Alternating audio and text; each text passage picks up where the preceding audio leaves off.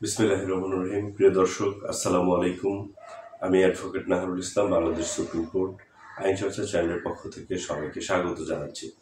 আজকে আমি যে বিষয়টি নিয়ে আলোচনা করব সেটি হলো বিশেষ বিবাহ অথবা ভিন্ন ভিন্ন ধর্মের মানুষের সাথে বিবাহ।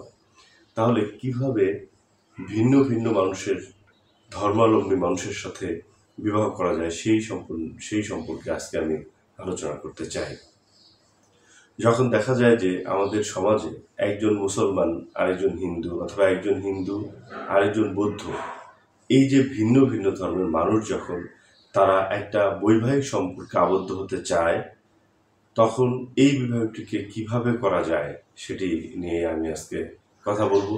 আসুন জেনে নিই বিশেষ বিবাহ বলতে কি বোঝায়। বিশেষ বিবাহ বলতে বোঝানো হচ্ছে যে বাংলাদেশের রাষ্ট্রীয় আইনে 1872 সালের যে আইন, স্পেশাল ম্যারেজ অ্যাক্ট, এই আইন অনুযায়ী যখন কোনো বিবাহ সম্পন্ন হয় সেটিকেই কিন্তু বিশেষ বিবাহ বলা হয়।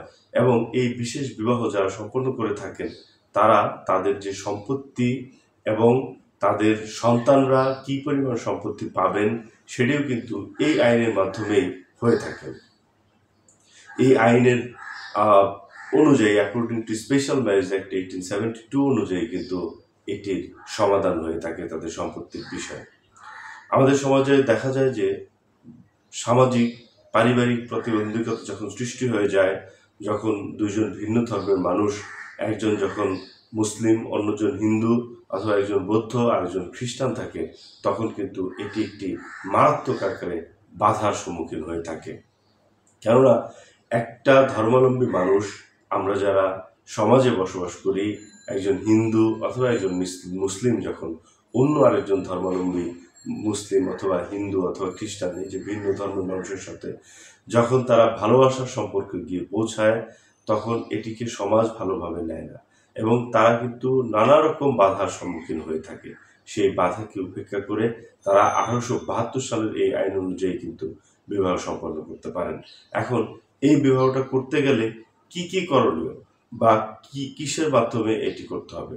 প্রথমত, যখন দুইজনে সম্মত হবেন যে তারা এই স্পেশাল ম্যারেজ অথবা বিশেষ বিবাহ করতে চান, তাদেরকে একজন আইনজীবীর শরণাপন্ন হতে হবে এবং সেই আইনজীবী 1872 সালের যে আইনটি রয়েছে সেই আইন অনুযায়ী একটি হলফনামা সম্পাদন করবেন এবং সেইখানে এই 1872 সালের যে আইনটি রয়েছে সেটি কিন্তু ব্রিটিশরা করে গিয়েছিলেন তাদের সাথে, যখন একসময় ইংরেজরা দেশ শাসন করত। সেই সময়ে ইংরেজরা চেয়েছিল যখন এই দেশের ভিন্ন ভিন্ন ধর্মাবলম্বী মানুষ রয়েছেন তাদেরকে, তারা যখন খ্রিস্ট ধর্ম ছিল, মুসলমান অথবা হিন্দু বা আদার্স ধর্মাবলম্বী মানুষদেরকে যখন তারা বিয়ে করতে চেয়েছিলেন, তার লক্ষ্যে কিন্তু এই আইনটি করা হয়েছিল, বিশেষ বিবাহ আইন। কিন্তু এই আইনের মধ্যে একটি কথা বলে দেওয়া হয়েছে যে যারা এই স্পেশাল ম্যারেজ করতে চান তাদেরকে ধর্ম ত্যাগ করতে হবে। সেই সময়ের পার্সপেক্টিভে এটি বলা হয়েছিল যে তারা এই কোনো ধর্মেই তখন তারা এটি বিশ্বাস করবেন এটা বলা যায় না। স্পেশালি যারা মুসলমান তাদের জন্য কিন্তু এই আইনের একটা বাধা রয়েছে যে তারা এটাকে বলতে হবে যে একটা হলফ করতে হবে, শপথ করতে হবে যে তারা কোনো ধর্মে বিশ্বাসী না। ওই পার্সপেক্টিভে শুধুমাত্র এই বিবাহের ক্ষেত্রে, অন্যান্য ধর্ম যদি থাকে, হিন্দু অথবা বৌদ্ধ অথবা খ্রিস্টান, তাদের ক্ষেত্রে কিন্তু এটি প্রযোজ্য নয়।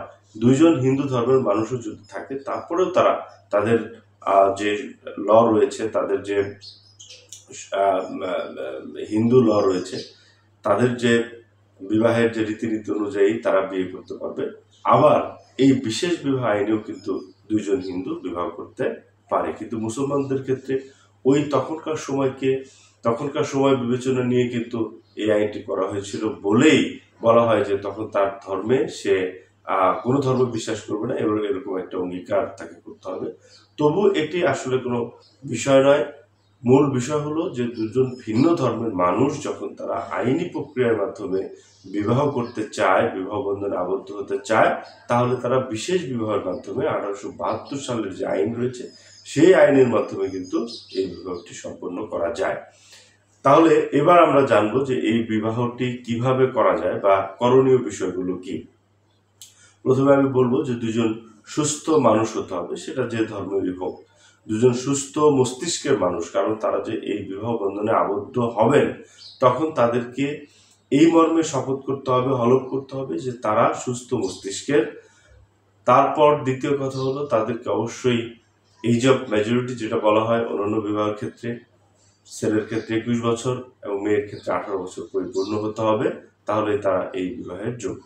এবং আরেকটি বিষয় হচ্ছে যে কোনো পুরুষ অথবা নারী কিন্তু তারা পূর্বে স্বামী রয়েছে অথবা বর্তমানে তাদের স্বামী রয়েছে, তাদের সংসার রয়েছে, তারা ডিভোর্সি নয় এমন ব্যক্তি কিন্তু এই বিবাহ করতে পারবে না। অতএব এই বিবাহটি করতে গেলে অবশ্যই কিন্তু ডিভোর্সি হতে হবে অথবা পূর্বে তাদের কোনো বিবাহ শাদী হয়নি এমন মানুষ এই বিবাহের জন্য তারাই কম্পিটেন্ট বলে ধরে নেওয়া হয়, তারা এই বিবাহটি করতে পারবে। কারণ কেউ যদি পূর্বের স্বামী গোপন করে অথবা যদি কারো স্ত্রী গোপন করে এই বিবাহটি করতে আসেন বা করে ফেলেন, তাহলে কিন্তু আপনারা আইনের মারাত্মক একটি বরখেলাপ করবেন এবং আপনাদের বিরুদ্ধে আইনগত শাস্তি হবে। তাহলে এখানে ধরে নেওয়া হচ্ছে যে অবিবাহিত থাকতে হবে অথবা ডিভোর্সি থাকলে এই বিবাহটি করা হয়। কারণ যখন একজন মানুষ ডিভোর্সি হয়ে যায়, তালাকপ্রাপ্ত হয়ে যায়, তখন মনে করা হয় যে পূর্বের তার যে বিবাহ সম্পর্ক ছিল সেটি ছিন্ন হয়ে গেছে, অর্থাৎ তারা বর্তমানে বিবাহ করতে পারবে। তাহলে এই বিশেষ বিবাহটি করতে হলে অবশ্যই নারী এবং পুরুষকে অবিবাহিত অথবা ডিভোর্সি হতে হবে। এখন এই যে বিশেষ বিবাহটি করলেন, যারা করেছেন অথবা করবেন, তাদের যে ভবিষ্যৎ প্রজন্ম, যাদের সন্তান, তারা এই ব্যক্তির সম্পত্তিতে মালিকানা লাভ করবে কিনা? অবশ্যই তারা মালিকানা লাভ করবে। তবে যেই ব্যক্তিটি এই বিশেষ বিবাহ করেছেন, যদি ছেলে হয়ে থাকে অথবা মেয়ে হয়ে থাকে, তার সম্পত্তি, যিনি মারা গেলেন তার সম্পত্তিতে যদি তার স্পাউস থাকে তাহলে 3 ভাগের 1 ভাগ সম্পত্তি তারা পাবেন এবং অন্য সম্পত্তিগুলো, তার রেস্ট অফ সম্পত্তি তার ছেলে মেয়ে অথবা তার ব্লাড কানেকশন যে আত্মীয় স্বজন রয়েছে তারা পাবেন। এবং যদি স্পাউস একাই থাকে শুধুমাত্র, অন্য কেউ যদি না থাকে, তাহলে স্পাউসই সম্পূর্ণ সম্পত্তি পেয়ে যাবেন। আর যদি সন্তান থাকে তাহলে স্পাউস এবং সন্তান তারা সম পরিমাণে অর্থাৎ অর্ধেক অর্ধেক সম্পত্তি বন্টন করবেন। এবং অন্যান্য বিষয়গুলো কিন্তু যে ধর্মের রীতিনীতি পালন করবেন সেই ধর্মাবলম্বনী ধর্মের রীতিনীতি অনুসারেই কিন্তু আপনারা জীবনযাপন করতে পারবেন এই বিবাহটির মধ্য দিয়ে। তো প্রিয় দর্শক, এই ছিল আজকের আলোচনা যে দুজন ভিন্ন ধর্মের মানুষ,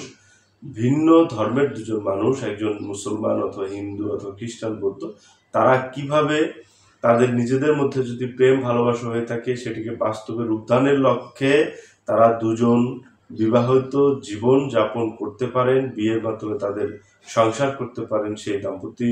সেই নবদাম্পত্য যারা বিয়ে করেছেন এবং যারা বিয়ে করতে চান, এই বিশেষ বিবাহটি তাদের উদ্দেশ্যই ছিল আজকে আমার এই আয়োজন। প্রিয় দর্শক, ভালো থাকবেন, সুস্থ থাকবেন, আমার চ্যানেলটি বেশি বেশি লাইক সাবস্ক্রাইব করবেন। আল্লাহ হাফেজ।